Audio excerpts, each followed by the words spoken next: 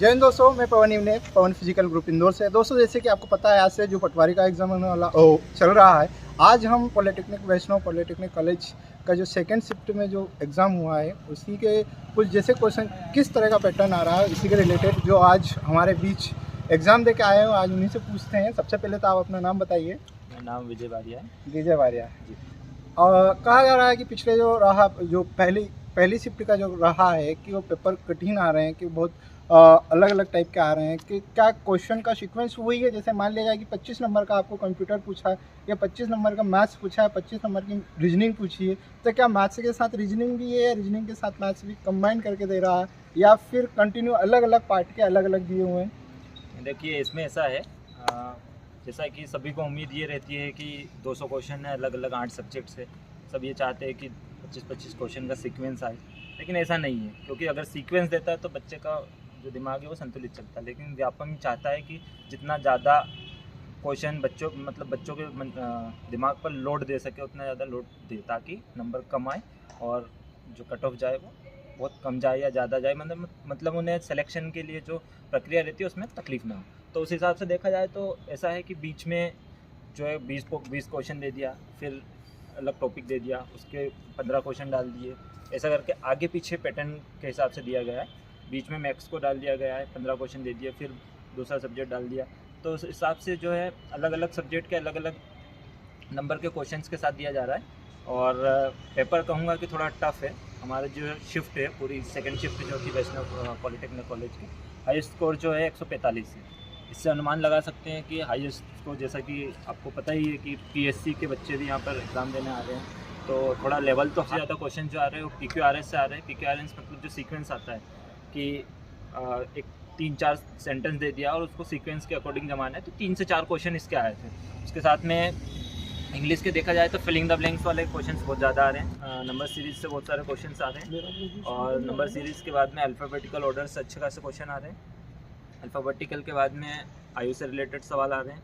और फिर प्रबंध में देखा जाए तो शुरू के 1-2 जो चैप्टर है उससे 2-3 प्रश्न देखने को मिले थे। बाकी पीछे के जो चैप्टर्स है, आखिरी के 2-3 चैप्टर्स, उसमें से कुछ प्रश्न देखने को मिले थे, पर लेवल जो है थोड़ा सा हाई है।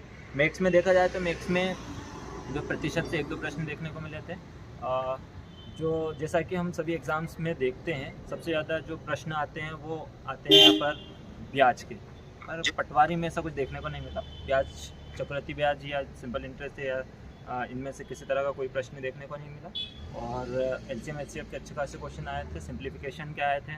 उसके साथ में फिर देखा जाए हिंदी पे आते हैं, तो देखिए अटेम्प्ट तो मैंने अच्छे खासे ही किए, पर हिंदी में स्क्रीन छोटी होने के कारण कुछ प्रश्न देख नहीं पाया था। पर हिंदी में ही भी देखा जाए तो जो नॉर्मल प्रश्न, जो अगर हम बात करते हैं MPSI की, MPSI में जिस तरह के प्रश्न आते हैं उस तरह के प्रश्न देखने को नहीं मिले, तो लेवल जो थोड़ा हाई था। प्रश्न की जो सीक्वेंस है उस तरह से देखने को नहीं मिली।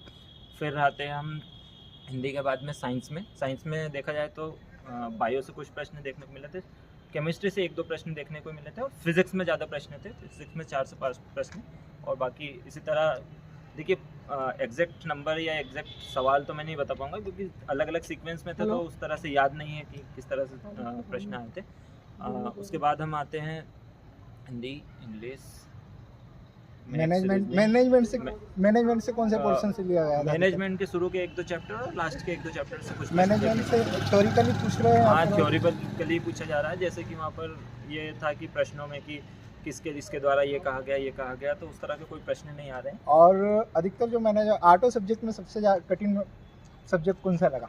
आर्टो सब्जेक्ट में देखा जाए तो देखिए वो तो नहीं बता सकते कि कौन सा सब्जेक्ट सबसे कठिन रहा, क्योंकि सभी का सीक्वेंस अलग अलग होने के कारण माइंड जो तक कैप्चर नहीं कर पाया कि किस तरह से कौन से प्रश्न आ रहे हैं, कितने आ रहे हैं ये भी नहीं पता कर पाए, क्योंकि आगे पीछे आ रहे हैं। अगर एक ही सीक्वेंस होती है तो थोड़ा बहुत याद रहता है कि हाँ इस तरह से प्रश्न आ रहे हैं, इतने प्रश्न आ रहे हैं। बहुत बहुत धन्यवाद। जैसे कि दोस्तों आपको पता है कि जो पहले आबकारी का एग्ज़ाम हुआ अभी कुछ ही दिनों पहले, उसमें आबकारी में लगभग MP का कोई क्वेश्चन नहीं पूछा गया था, लेकिन यहाँ पे MP का भी वेटेज बढ़ा दिया गया है। लगभग MP के भी क्वेश्चन 5 से 7 क्वेश्चन आ रहे हैं, और आप किसी तरह घबराइए ना, और आपके पास बहुत समय है, आप अपनी एग्ज़ाम की तैयारी कर लीजिए। जितना डिफ़िकल्ट बताया जा रहा है उतना डिफ़िकल्ट क्वेश्चन पेपर आ नहीं रहा है, हालांकि नॉर्मली है। जिस तरह का आप कैलकुलेटिव मैथ्स की बात करें तो आराम से हो जाएगा, कोई इशू नहीं है, लेकिन आपको जितनी प्रैक्टिस मैथ्स में भी लगानी है या फिर लगा चुके हो, बस आपकी वही मेहनत रहेगी। अन्यथा आप अदरवाइज़ कहीं रोज़ आप कहीं ना कहीं जो एनालिसिस हो रहे हैं वीडियो देखिएगा, और कहीं ना कहीं आपको इससे अच्छी मदद मिलेगी। आप जहाँ हैं वहीं आराम से अपना वीडियो देखिएगा और अपनी तैयारी को कंटिन्यू रखिएगा। जल्दी मिलते हैं अगली वीडियो के साथ, तब तक ले जय हिंद, जय भारत, इनकलाब जिंदाबाद, भारत माता की।